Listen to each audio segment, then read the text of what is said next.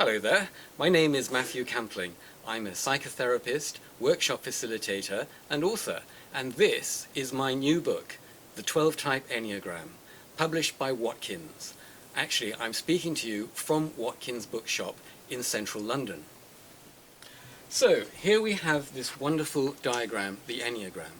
Now there's been several 9-type interpretations of the Enneagram, and all of those begin from the diagram already in place, and people just put information onto those 9 types. However, the 12-type Enneagram, there is evidence that the 12-type Enneagram is actually the original, because when you look at the diagram like this and you see the different colors, you realize that in fact it's not one diagram, it's 3. Let's look at that first one.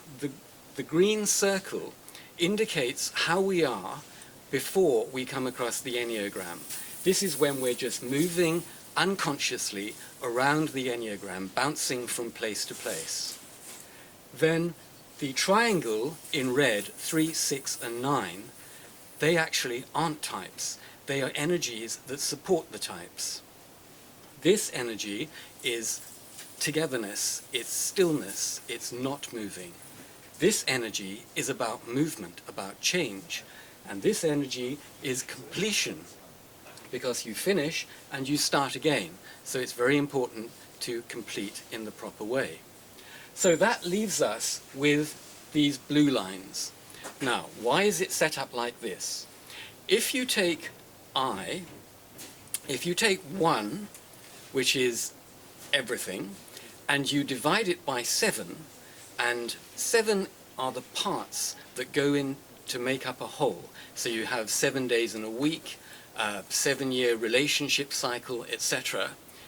If you divide 1 by 7, you get 0.142857 recurring.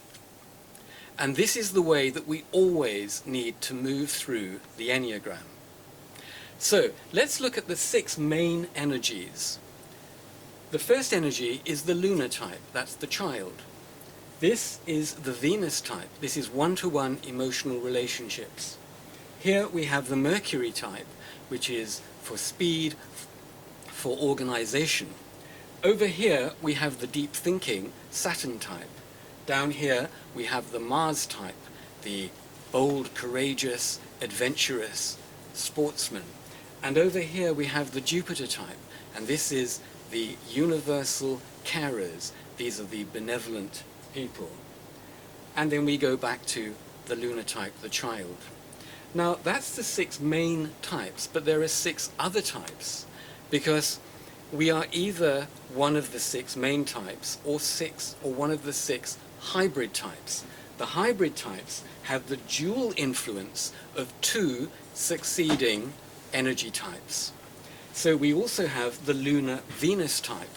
Now, if you think of a child and an adult, you get a childlike adult. Someone like Marilyn Monroe, for example. She is the archetypal lunar Venus type. Then we have the Venus-Mercury type. Now, the Venus-Mercury type is defined as the busy, fun-loving lovers. So you've got people who, they're very emotional, plus they do it pretty fast. Then you've got the Mercury-Saturn type. The Mercury-Saturn type has the movement, plus also the deep thinking. The Saturn-Mars type has the deep thinking, plus that sense of wanting to get things done, wanting to be in power. The Mars-Jupiter type has the power, but also the great sense of humanity. And then finally, the Jupiter lunar type has both the adult and the child. Now what this means is when you are one of the 6 types, then you are grounded in that energy. But when you are one of the hybrid types, you can be pulled apart by the 2 different influences. So let's just talk a little bit more about the types themselves. The lunar type. So if we think of a child, we think of independent, creative, fun, and the lunar type is. But they also get paranoid, they get tired easily, just like children. The lunar Venus type we define as the sensual, childlike adult. They're the ones that tend to get themselves into trouble emotionally and sexually because they use sex, but in fact they're also children, so there's a lot of confusion there. They are in fact the most vulnerable of the 12 types. Then we have the Venus type. Venus type's very interesting because they're grounded in sensuality. You think of somebody like Elizabeth Taylor, absolutely a woman, very sensual, but very much whole within herself. Then you have the Venus Mercury type, defined as the busy, fun-loving lover, and they tend to kid around with sex. They quite like sex, but they also like the movement. So they tend to have a lot of one-to-one relationships and they whiz from one to the other. That's one-to-one friendships, not always those sorts of relationships. Over here we have the Mercury type. This is the fastest moving of the energies, and this one is where we go to get our organization. The next type the next hybrid is the Mercury-Saturn type. What's interesting particularly about this hybrid is that it crosses the invisible line, the divide. Now we'll talk about the divide when I finish going through the types. So the Mercury-Saturn type is defined as the busy thinker. So they have fast and they also think. They're very often successful in business because they can do those two things. Then the next type we get is the Saturn. These are our deep thinkers, our deep creators, people like Freud, and someone like Martha Graham, choreographer, but absolutely, she said, where a dancer stands, that is sacred ground. That's very definitely a deep thing to say. Then our next hybrid is the Saturn-Mars type. This is defined as the socially active thinkers, planners. These are the people who like to get something going. They like to put themselves at the head of it. They're very inspirational, but they can be good or bad. So, for example, Churchill was one of these, but then so was Hitler, so was Stalin. So you have to be careful with this energy. It's extremely powerful.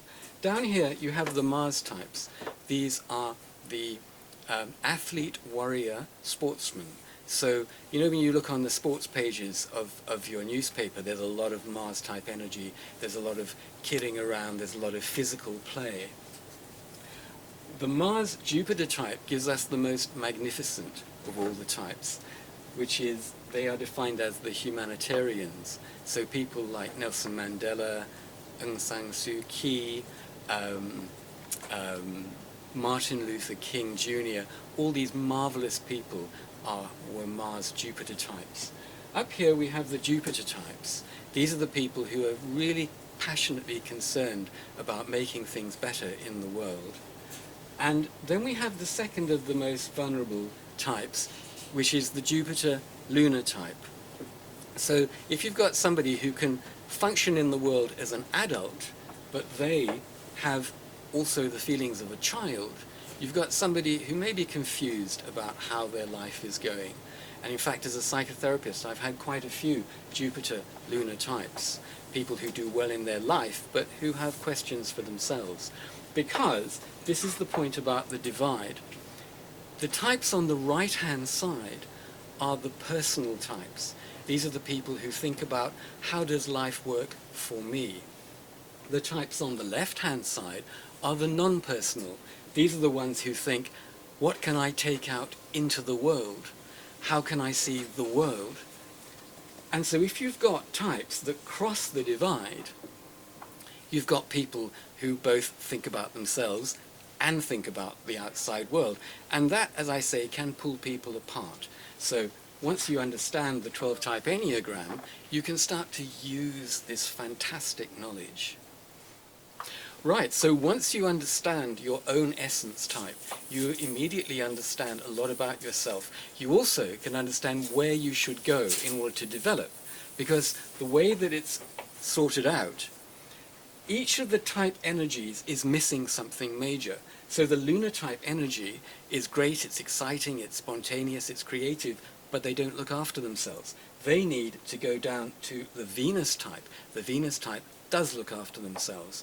Now, please look at my book, which is here, in order to get more of an explanation of that. What I do want to finish up with is something about relationships.